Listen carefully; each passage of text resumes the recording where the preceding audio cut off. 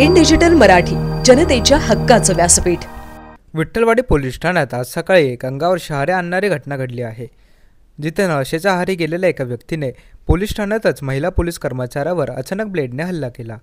या थरारक घटनेने पोलीस ठाण्यात खळबळ उडाली असून शहरात या हल्ल्याची जोरदार चर्चा सुरू आहे। गुरुवारी सकाळच्या सुमारास नशेत असलेला एक व्यक्ती विठ्ठलवाडी पोलीस ठाण्यात आला। महिला पोलीस कर्मचारी त्याला शांत करण्याचा प्रयत्न करत असतानाच अचानक त्या व्यक्तीने खिशातून ब्लेड काढले आणि महिला पोलीस कर्मचारी शीतल भांबळे यांच्या दिशेने सपासप वार करायला सुरुवात केली। या अनपेक्षित हल्ल्यात महिला पोलीस कर्मचारी गंभीर जखमी झाले आहेत। त्यांच्या डोक्यावर, मानेवर आणि गालावर गंभीर जखमा झाल्या आहेत। घटनेनंतर तातडीने उपस्थित पोलिसांनी हस्तक्षेप केला आणि दारुड्या आरोपी बाबासाहेब सोनवणे याला ताब्यात घेतले।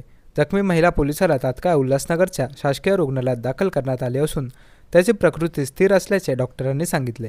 दारुड्याला तात्काळ अटक करण्यात आली असून त्याच्यावर हत्येचा प्रयत्न आणि शासकीय कर्मचाऱ्यावर हल्ला केल्याचा गुन्हा दाखल करण्यात आला आहे। पोलिसांनी या घटनेचा सखोल तपास सुरू केला आहे।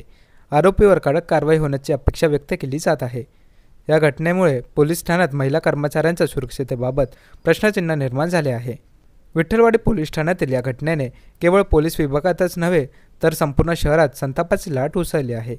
पोलीस दलातील महिला कर्मचाऱ्यांच्या सुरक्षेसाठी कठोर पावले उचलण्याची गरज असल्याचे मत व्यक्त केले जात आहे।